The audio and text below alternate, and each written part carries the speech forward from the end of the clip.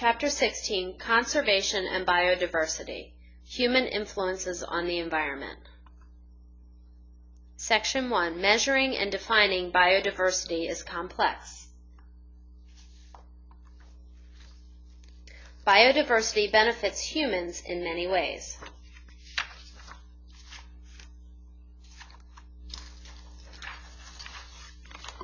In the Pacific Northwest of the United States, a medium-sized tree grows. This conifer, the Pacific yew tree, Taxus brevifolia, isn't the biggest tree in the forest, nor is it the most common.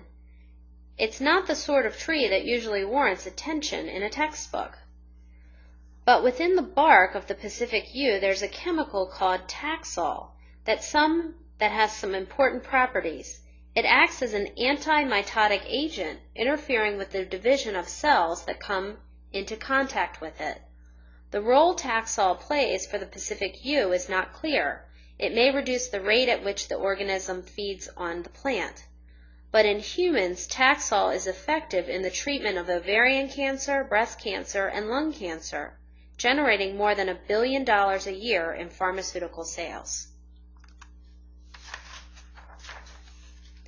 The chemicals vinblastine, vincristine, isolated from the Madagascar periwinkle, are so effective in treating leukemia and Hodgkin's lymphoma that both diseases, formerly incurable, are now curable in the vast majority of people.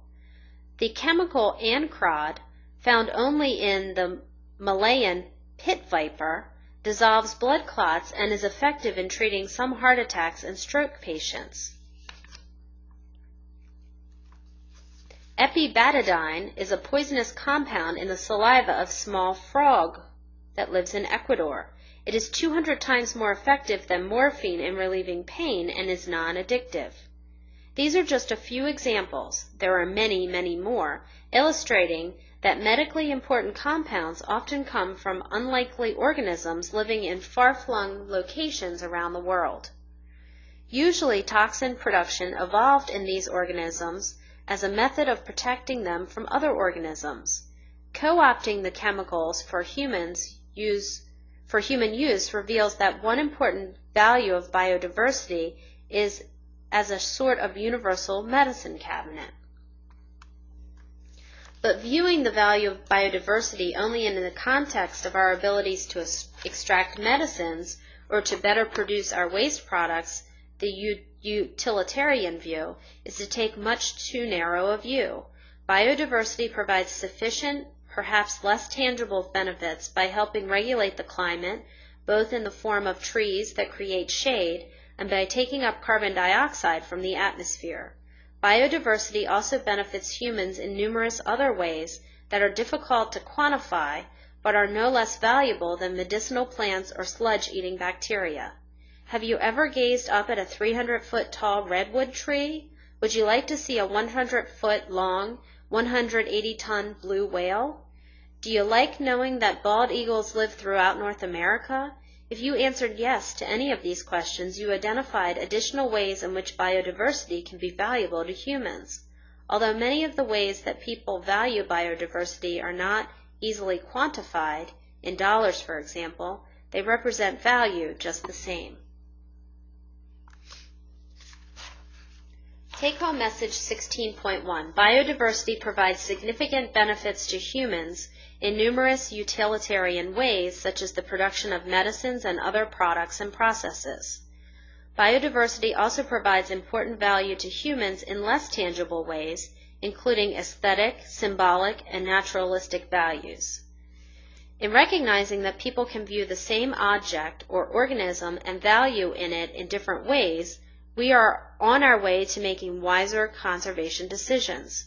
This knowledge, for example, can help us anticipate potential conflict when it comes the time to invest limited conservation resources in the conservation of biodiversity and can help us seek out methods for balancing conflicting desires. We explore some strategies for making these difficult decisions later in the chapter. First, we investigate the question of where the greatest amount of biodiversity are found. It's not exactly clear what person what a person means when using the term biodiversity.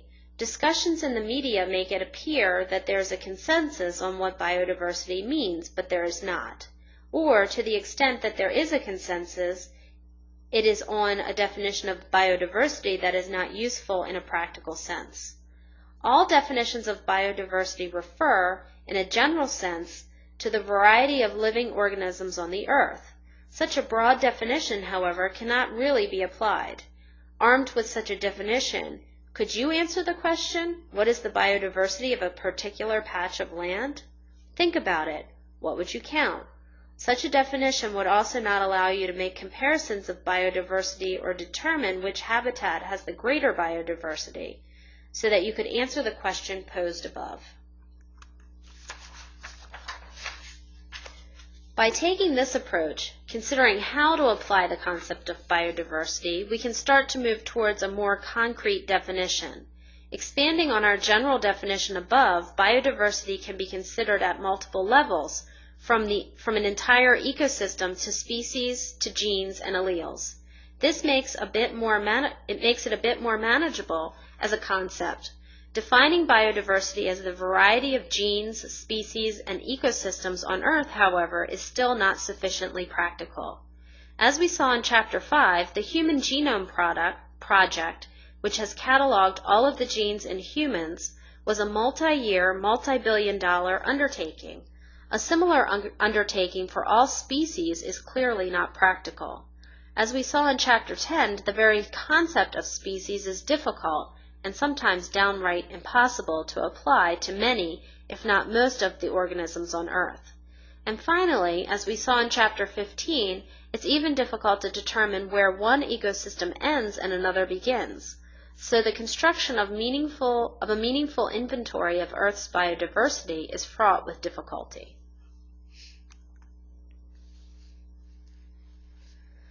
Conservation biology is the interdisciplinary field that addresses how to preserve the natural resources of Earth. Drawing on knowledge, data, and insights from biology, economics, psychology, sociology, and political science, one of the goals of conservation biology is the preservation and protection of biodiversity. For this reason, the complexities of defining biodiversity directly affect the decisions that conservation biologists make.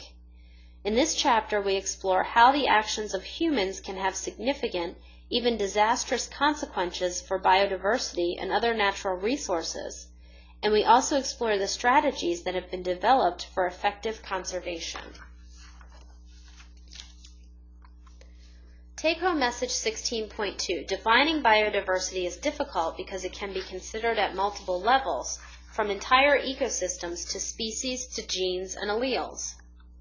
In practice, it's most often defined as the number of distinct species in a habitat, which has important implications for conservation biology, the field that addresses questions of how to preserve the natural resources of Earth. Where is most biodiversity? If you were to stand at the equator in South America and identify the number of land mammals, you would count about 400 different species. If you then started walking south away from the equator and assessed the diversity of land mammals, you would go to 25 degrees latitude, you would find about 300 different species. Continuing your long walk south, when you got to 30 degrees latitude, you would find only 200 different species, and the trend would continue for as far south as you could go, with 100 species at 40 degrees latitude and fewer than 50 species at 50 degrees latitude. On a similar walk north from the equator through North America, you would observe the same trend, with more than 300 species of land mammals at 15 degrees latitude, reduced to only 15 species in northern Canada. Biodiversity is not evenly distributed throughout the world, and perhaps the strongest trend in biodiversity distribution is that, as you move away from the equator in either direction, diversity is reduced with increasing latitude. The strong biodiversity gradient from the tropics to the poles occurs not just in land mammals, but in nearly any group of plants or animals observed. Interestingly, Even the diversity of organisms in the oceans follow this trend.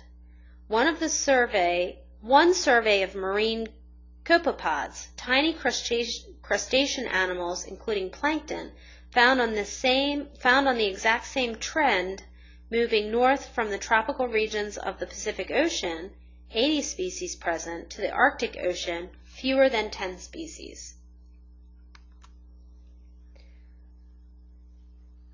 Numerous factors that influence species richness are responsible for producing the tropical to temperate to polar gradient in biodiversity. 3 in particular play strong roles. The first, solar energy available. Perhaps the simplest predictor of species diversity is climatic favorability, the amount of solar energy available in an area. In a variety of species of plants and animals, researchers have documented strong relationships between energy availability and species richness. Number 2, evolutionary history of an area. Communities diversify over time. Consequently, the more time that passes, generally speaking, the greater the diversity in an area. A high level of biodiversity in an area, however, can be knocked back down by climatic disasters such as glaciations. This biodiversity decline may occur in temperate and polar regions. And number 3, rate of disturbance. Over time, the best competitor for a resource is expected to outcompete other species, excluding them from the community and thus reducing species richness. Communities may be kept from reaching this state, though, in a number of ways. Factors such as predation or environmental perturbations, such as fire, can prevent any one species from excluding others. For this reason, a habitat with an intermediate amount of disturbance is expected to have the greatest species richness.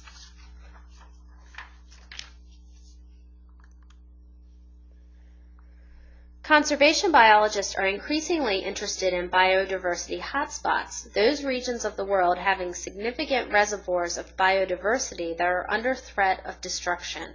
25 biodiversity hotspots have been identified around the globe that, while covering less than 1% of the world's area, have 20% or more of the world's species. Habitats included among the biodiversity hotspots are tropical rainforest, coral reefs, and islands. Take-home message 16.13. Biodiversity is not evenly distributed. There's a strong latitudinal gradient of biodiversity from the tropics, highest biodiversity, to the poles, for nearly all groups of plants and animals, both marine and terrestrial. Factors influencing the species richness in an area include the amount of solar energy available to the area's evolutionary history and its rate of disturbance. Biodiversity hotspots are regions of significant biodiversity under threat of destruction. Island biogeography helps us understand the maintenance and loss of biodiversity. Can you help me exterminate all the insects on a few islands?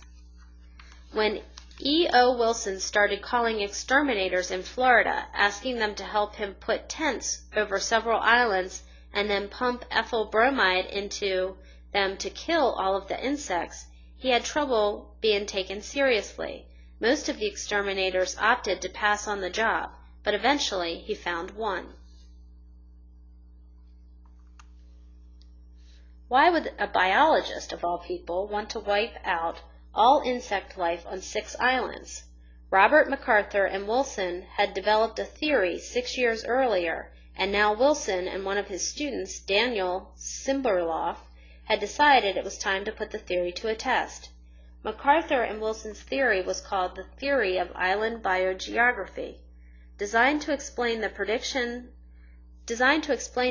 the patterns of species diversity on islands, it had 2 fundamental components. Number 1, the area effect. Observations of islands in the West Indies revealed that there was a close relationship between the number of species inhabiting the island and the island's area. The larger the island, the more species it held. This relationship held true for bird species as well as plants, beetles, and snails. The distance effect. Observation of islands in the Pacific Ocean revealed a close relationship between how isolated an island was, measured as its distance from the nearest mainland, and the number of species that inhabited the island. The farther from the mainland the island was, the fewer species it held.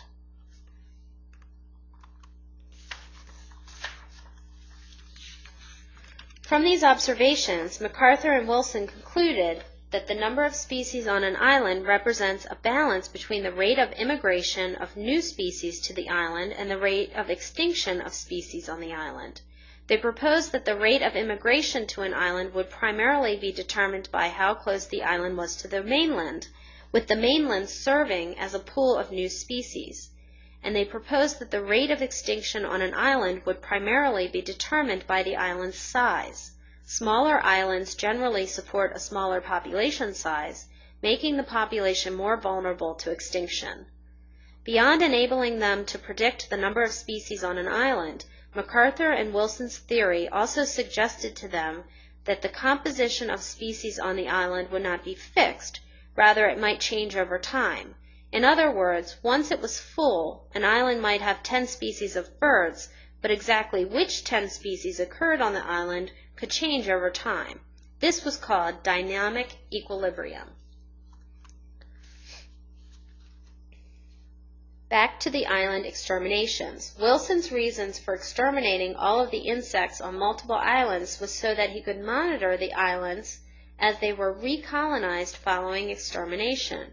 He chose the mangrove islands in the Florida Keys because there are thousands of small islands there, some only a few meters across. He and Simberloff selected 8 islands, 33 to 54 feet in diameter. The islands varied on how far they were from the nearest mainland, with the closest just 6 feet or 2 meters, and the farthest more than half a mile, 1,100 meters, from the mainland. After selecting 2 islands as control islands, the biologists and their assistants fumigated the others, verifying that all of the insects were killed. They then surveyed the islands regularly over the next year. Here's what they found. As predicted,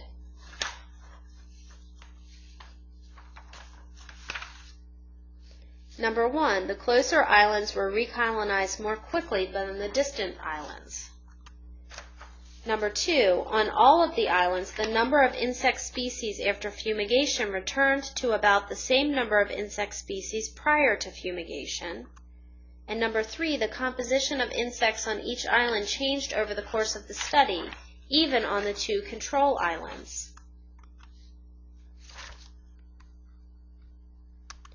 TOCO Message 16.4. The theory of island biogeography generates predictions about the patterns of species diversity on isolated habitats. The theory of island biogeography is not just about real islands, as it turns out. Lakes can be thought of an island too, from an immigration and extinction perspective.